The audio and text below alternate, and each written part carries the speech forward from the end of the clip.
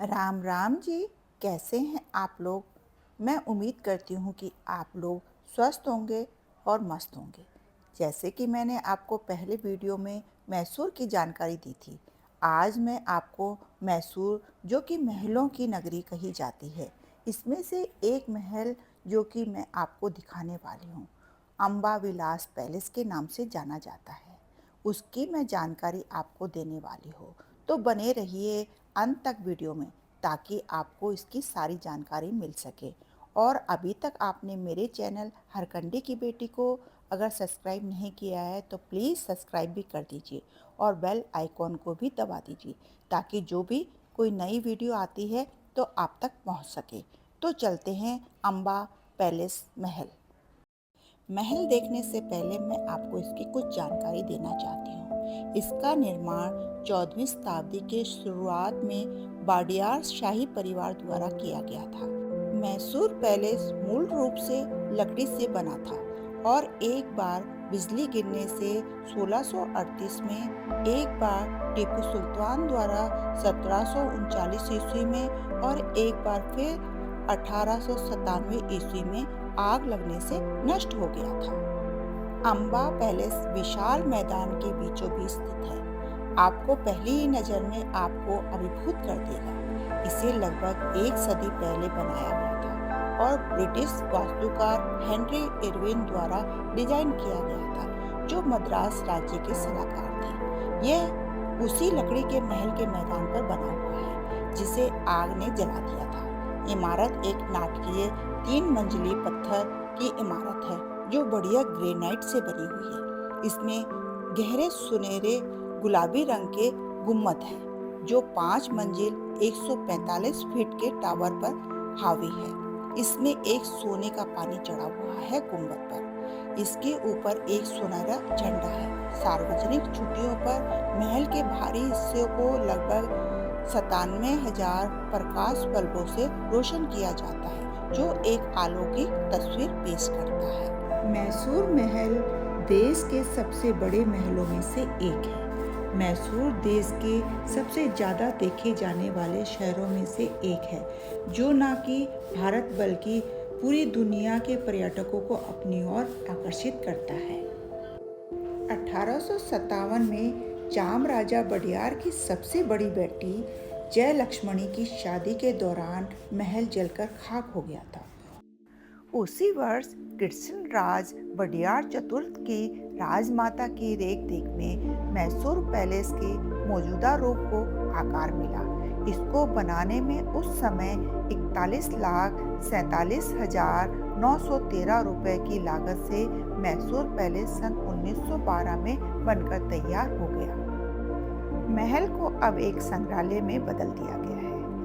2019 से पहले पर्यटकों को मैसूर पैलेस के अंदर की तस्वीर लेना मना था। अब ये परमिशन मिल गई है, आप अंदर की तस्वीर भी ले सकते हो। अब मैं आपको लेकर चलती हूँ अम्बा पैलेस या महाराजा पैलेस। हम पहुँच चुके हैं यहाँ की पार्किंग में। पार्किंग में गाड़ी खड़ी करते हैं, जिसका आपको 50 रुपये पार्किंग चार्ज देना होता है। अब चलते हैं टिकट काउंटर की तरफ। अम्बा पैलेस भारत के सबसे बड़े पैलेसों में से एक है। सामने ही हमको अब टिकट काउंटर दिखाई देता है, जो कि ऑफलाइन यहाँ पर टिकट मिलता है। टिकट 120 रुपये का है और बच्चों का 70 रुपये का है। ऑनलाइन टिकट नहीं है, यहाँ पर आपको ऑफलाइन ही टिकट लेना पड़ता है। टिकट लेने के बाद अब हम अंदर की तरफ आ गए हैं। अंदर का व्यू देखिए, कितना शानदार व्यू है यहाँ का। मैसूर पैलेस में आपको बताना चाहती हूँ कि पैलेस के 2 रास्ते हैं। एक तो ये सीधा रास्ता जा रहा है और दूसरा ये रास्ता जा रहा है जिस पर हम चलने वाले हैं। इस रास्ते से चलने वाले हैं। अगर आप गाइड की जरूरत है तो आपको अंदर ही गाइड मिलता है। जैसे ही आप आगे आओगे तो यहाँ पर जो गार्डन देखोगे बहुत ही सुंदर है। सुंदर सुंदर फूल खिले हुए हैं, बहुत ही सुंदर लग रहे हैं। अब हम चलते हैं आगे, जहाँ से इसका मैं आपको फ्रंट लुक दिखाने वाली हूँ मैसूर पैलेस का। मैसूर पैलेस का जो टाइमिंग है उसकी बात करूँ तो ये सुबह 10 बजे खुलता है और शाम को 5 बजे बंद होता है। और ये हमेशा खुला रहता है। ये भारत के सबसे बड़े पैलेसों में से एक है मैसूर पैलेस। मैं आपको बताना चाहती हूँ कि पैलेस व किले में क्या अंतर होता है। भारत का जो सबसे बड़ा किला है वह मेहरानगढ़ में है, जो कि राजस्थान जोधपुर में है, वो किला है। और पैलेस होते हैं वहाँ पर राजा रहते हैं और उनकी फैमिली रहती है। आज भी इनकी फैमिली यहाँ रहती है। मैं आपको इसका चारों तरफ का नज़ारा दिखाती हूँ। कितना सुंदर है, अति सुंदर, कितना बड़ा है। भारत का इसलिए ये सबसे बड़े पैलेसों में से गिना जाता है। अब यहाँ से हमें अंदर की तरफ एंट्री करनी है, तो चलते हैं अंदर की तरफ। महल की नक्काशी बहुत सुंदर तरीके से की गई है। आपको मैं करीब से दिखाती हूँ। वाकई बहुत ही खूबसूरत बना है। जितना ये बाहर से सुंदर है उससे कहीं ज़्यादा ये अंदर से सुंदर बना हुआ है। तो अब हम चल रहे हैं अंदर की तरफ। अंदर जाते हैं, इसके लिए ये वाला रास्ता है। यहाँ से हम अंदर जाते हैं। ये व्यू कितना सुंदर है। सबसे पहले हमको यहाँ पर अपने जूते चप्पल जमा करवाने होते हैं। इसके लिए हमें 2 रुपए का शुल्क देना होता है। अब हम जा रहे हैं अंदर की तरफ। एक बात बहुत अच्छी है कि यहाँ पर आपके जूते चप्पल उतरा दिए जाते हैं ताकि सफाई का पूरा ध्यान रख सकें। अब हम चलते हैं अंदर के लिए। यहाँ से आपके सामान की चेकिंग की जाती है। अब हम ऊपर की तरफ जा रहे हैं। अगर आपको गाइड चाहिए तो यहाँ से मिल जाती है, जिनकी फीस 350 होती है। ये सरकारी गाइड होते हैं। गोमदे थोड़ी के सामने 7 तोपें रखी गई हैं, जिन्हें हर साल दशहरे के आरंभ और समापन के मौके पे दागा जाता है। अब मैं आपको महल के अंदर ले जाती हूँ। महाराजा पैलेस मैसूर के कृष्णराज वडियार चतुर्थ ने ये महल बनवाया था। जैसे कि मैंने आपको पहले ही बताया था कि पुराना जो महल था वो जलकर राख हो गया था, जो कि चंदन की लकड़ियों से बना हुआ है। इसे दोबारा बनाया गया था। इसे बनाने में 15 साल का समय लगा था। आप इसकी छत देखिए, कितनी सुंदर कलाकारी है। इसे आप देख सकते हैं। अब मैं आपको दिखाती हूँ। जो सामने है ये पुराना महल था, जो कि चंदन की लकड़ियों से बना हुआ था। ये जल गया था। जब ये जला तो उसके बाद केवल 5 गेट ही रह गए थे।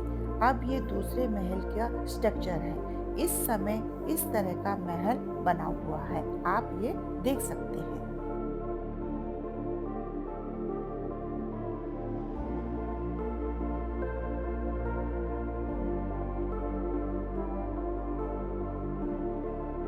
ये सामने आप देख रहे हैं ना, ये हाथी ओरिजिनल 2 हाथी हैं। ये केमिकल के बेस पर यहाँ पर लगाए गए हैं। इनके जो दांत हैं ये भी ओरिजिनल दांत हैं, यहाँ रखे हुए हैं। वो भी मैं आपको दिखाती हूँ। बाहर से लुक देखोगे तो यहाँ से आपको फर्स्ट गेट दिखाई देता है। ये रास्ता कभी आम रास्ता हुआ करता था, अब इस रास्ते को बंद कर दिया गया है। ये सामने रास्ता जा रहा है, इस रास्ते को बोला जाता है हाथी गेट, क्योंकि इस गेट पर हाथी बने हुए दिखाई दे रहे हैं। ये रास्ता भी बंद है। अभी हम चलते हैं ऊपर की तरफ। जैसे मैंने आपको बताया था कि यहाँ पर हाथी के ओरिजिनल दांत आज भी यहाँ पर आप देख सकते हैं। ये दोनों हाथियों के दांत आज भी यहाँ पर सुरक्षित है। आप इन्हें भी यहाँ पर देख सकते हैं। आगे जाने पर हमें सोने की पालकी दिखाई देती है। इसका वजन बहुत ही ज्यादा है, आप इसे भी देख सकते हो। अब मैं आपको ले जाने वाली हूँ ऊपर की तरफ। यहाँ पर जो ये पेंटिंग लगी हुई है, ये पेंटिंग 26 पेंटिंग है। इन पेंटिंग की ये विशेषता है कि जब आप इन्हें देखते हो तो ये पेंटिंग आपकी तरफ आपको देखती हुई नजर आएंगी। ये टाइम और मॉडर्न पेंटिंग भी आप इनको कह सकते हो, बट ये उस समय की लगी हुई पेंटिंग है ना। आश्चर्य की बात, मैं जिधर भी कैमरा घुमा रही हूँ उधर ही उनका चेहरा आ जाता है। छत भी डिजाइनदार बनी हुई है आप इसे भी देख सकते हो, कितनी सुंदर छत बनी हुई है। अब चलते हैं आगे की तरफ। यहाँ पर ये जो दिख रहा है वो कुश्ती अखाड़ा है। यहाँ पर कुश्ती होती है और एक बहुत बड़ा कंपटीशन होता है। दशहरे पर भी यहाँ पर कुश्तियाँ होती हैं। इस फर्श पर जो है वहाँ मिट्टी डाल दी जाती है, उसके बाद यहाँ पर कुश्ती होती है। इस जगह को भी आप देख सकते हो, कितना अच्छा बना हुआ है ये।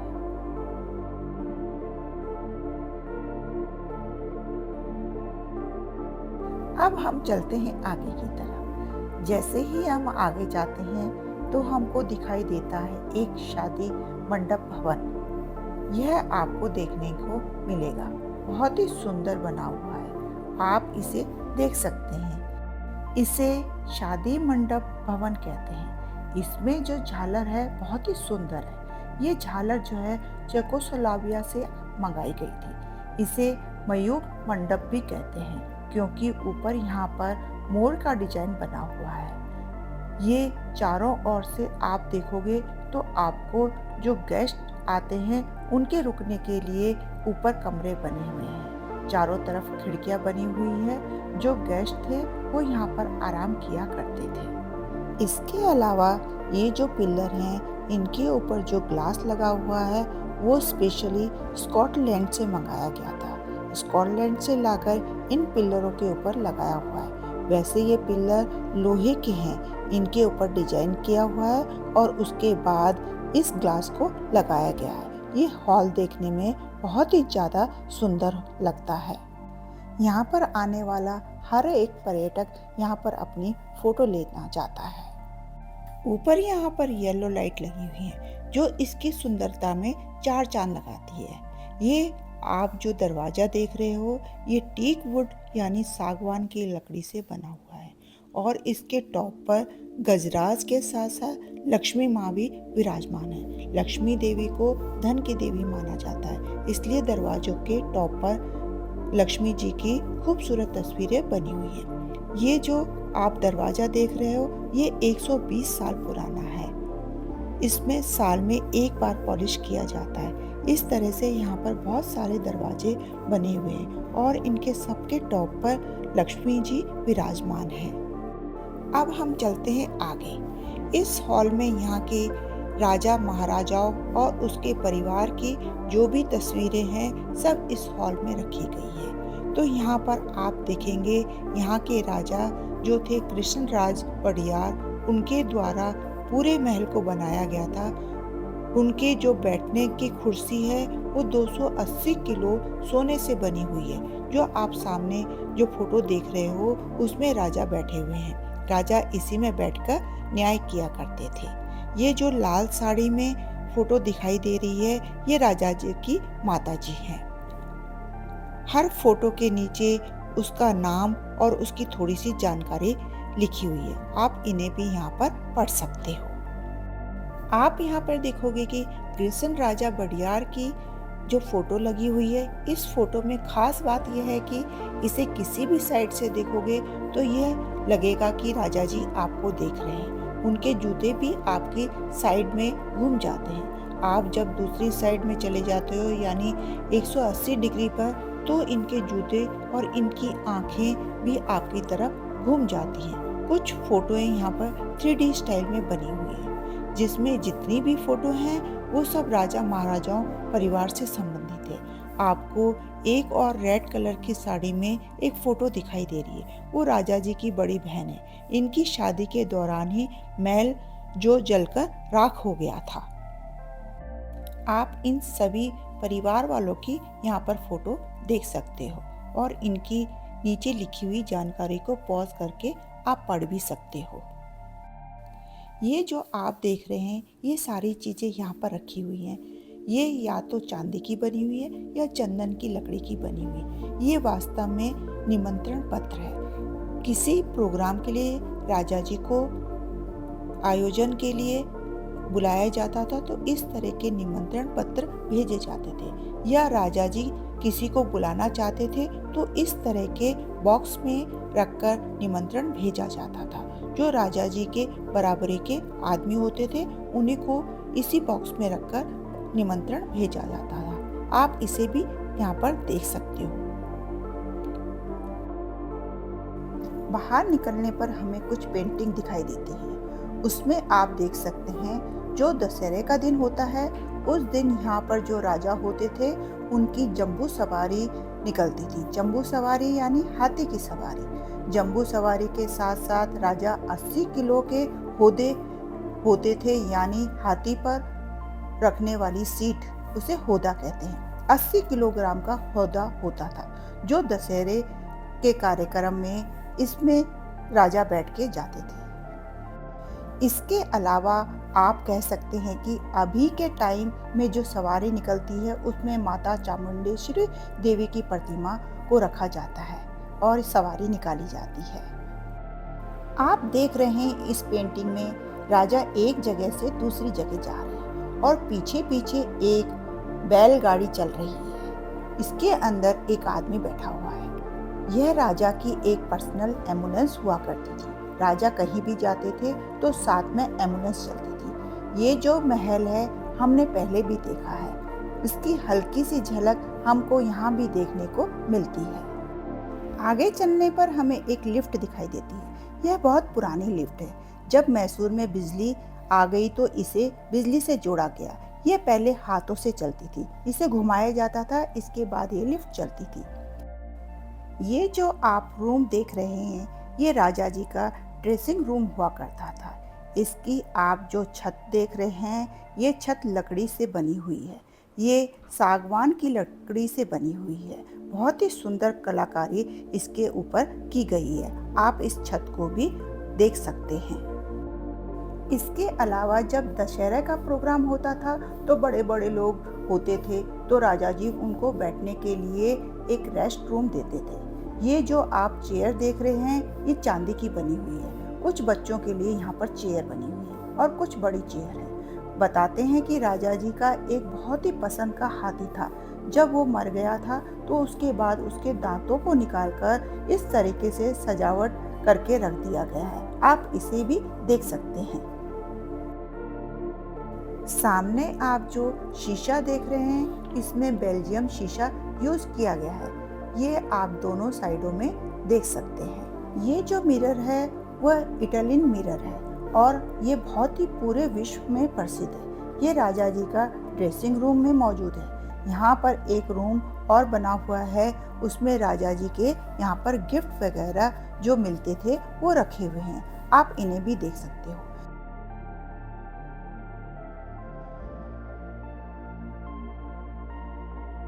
यहाँ पर वास्तविक हाथी के दांत भी रखे हुए हैं। पास में ही एक चर्च है, तो चर्च के जो फादर थे उन्होंने राजा जी को गिफ्ट किया था। इसे आप देख सकते हो।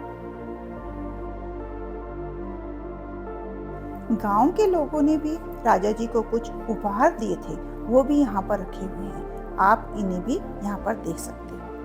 अब मैं जो आपको दिखाने वाली हूँ ये बहुत ही ज़्यादा खास चीज़ है जो मैं आपको बता रही थी हाथी के पौधे के बारे में। तो यह है हाथी का पौधा जो कि शुद्ध सोने से बना हुआ है और 80 किलोग्राम वजन का है। आप इसे देख सकते हैं। आज के समय में माता चामुंडेश्वरी देवी की प्रतिमा को इस पे रखकर इसकी सवारी निकाली जाती है। आप दशहरे के दिन माता चामुंडेश्वरी देवी की सवारी देख सकते हैं। ये पौधा भी देखिए कितना खूबसूरत बना हुआ है। ये जो आप मार्बल देख रहे हो, मार्बल भी एक हाई क्वालिटी का मार्बल लगा हुआ है यहाँ पर। आगे चलने पर हमें कृष्ण राज बडियार जो थे यहाँ के राजा, उनका एक स्टैचू दिखाई देता है। कहते हैं कि इनकी हाइट काफ़ी छोटी थी, 5 फुट 2 इंच, और यहाँ पर उनका एक वफादार सेवक भी दिखाया गया है जो कि एक मुस्लिम था। इन दोनों का स्टैचू भी आप यहाँ पर देख सकते हो। ये जो स्टैचू है इतनी सुंदर बनी हुई है कि ऐसा लगता है कि राजा जी आज भी यहाँ पर बैठे हुए हैं। अब मैं आपको दिखाने जा रही हूँ जिसे देखकर आपका मन एकदम खुश हो जाएगा। इसे बोला जाता है दीवाने आम। इसकी खूबसूरती इतनी ज़्यादा है कि आपको भारत में और ऐसी जगह देखने को नहीं मिलेगी। यहाँ पर राजा जी खुद बैठा करते थे दीवाने आम में। आप किसी भी किले में चले जाए तो आपको दो चीजें जरूर दिखाई देती है, एक है दीवाने आम और दूसरा है दीवाने खास। दीवाने आम का मतलब है आज के समय का सुप्रीम कोर्ट और दूसरा है दीवाने खास यानी आज के समय का पार्लियामेंट। आप दीवाने आम को देखोगे तो बहुत ही खूबसूरत है, ये दिल को खुश करने वाली जगह है, आप इसे जरूर देखें। अगर आप बाहर की साइड चलते हैं तो यहाँ पर राजा जी बैठते थे दशहरे के टाइम पे। दशहरे के टाइम पर जो नवरात्रे होते हैं 9 दिन के, तो 9 दिन राजा जी यहाँ बैठा करते थे बिल्कुल मौन। उनका बैठने का टाइम होता था इवनिंग में 7 से 8 बजे तक। हालांकि इस समय वो किसी से बात नहीं किया करते थे, वो सिर्फ जनता को दर्शन दिया करते थे। उस समय राजा महाराजाओं को भगवान की तरह पूजा जाता था।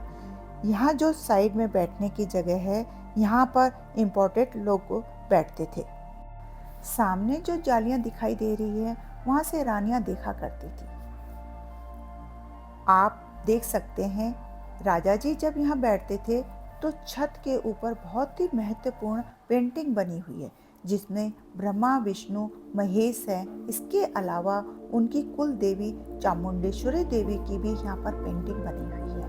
कहते हैं जब राजा जी यहाँ बैठते थे तो सबसे पहले छत की ओर देखकर इन सब का आशीर्वाद लिया करते थे। उसके बाद ही अपनी सीट पर मौन व्रत करके बैठते थे, वो भी नवरात्रि के 9 दिन तक इवनिंग में। इसके अलावा यहाँ जनता दरबार भी लगता है, जनता की फरियाद सुनी जाती है और महत्वपूर्ण घोषणाएं भी राजा द्वारा की जाती हैं। यह हॉल खूबसूरती से डिजाइन किया गया है। राजा हॉल के केंद्र में बैठता है ताकि प्रजा उसे सुन सके। अब मैं आपको लेके जा रही हूँ यहाँ के लास्ट में, जिसे कहा जाता है दीवाने खास यानी आज का पार्लियामेंट। दीवाने खास वह होता है यहाँ पर राजा अपने मंत्रियों के साथ बैठकर गहरी इम्पोर्टेंट मीटिंग किया करता है। ये मैं आपको दिखाती हूँ यहाँ का दीवाने खास। बहुत ज़्यादा सुंदर बना हुआ है, ऐसी सुंदरता आपने पहले बहुत ही कम देखी होगी। इसमें जो येलो कलर की लाइट लगी हुई है ये तो उसमें 4 चांद लगा देती है। ये सोचिए 1912 का बना हुआ है और आज भी कितना सुंदर है। मैं आपको बता दूं कि आज भी राजा के परिवार वाले लोग यहाँ पर रहते हैं। इस महल का 90% तो बंद ही रहता है, सभी महलों में 70% बंद रहता है, यानी कुछ म्यूजियम के रूप में खुला हुआ है। सच में कितना सुंदर बना हुआ है ये। सामने जो दरवाजा दिख रहा है उसे सिल्वर डोर यानी चांदी का दरवाजा कहा जाता है। ये टोटल ही चांदी से बना हुआ है। यहाँ से राजा की एंट्री होती है। यहाँ 2 और चांदी के दरवाजे देखने को आपको मिल जाएंगे। इस जगह की सुंदरता इतनी ज़्यादा है कि इसका बयान करना संभव नहीं है। आप इसकी सुंदरता को देखते रह जाओगे। मैंने आपको पूरा पैलेस दिखा दिया है।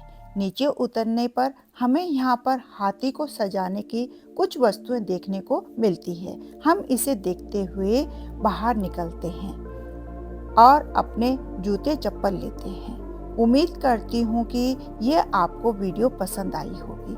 अगर पसंद आई हो तो लाइक शेयर जरूर करना। अगर आप पहली बार मेरे चैनल हरकंडी की बेटी को देख रहे हो तो प्लीज़ सब्सक्राइब भी जरूर कर देना। आपका बहुत बहुत धन्यवाद।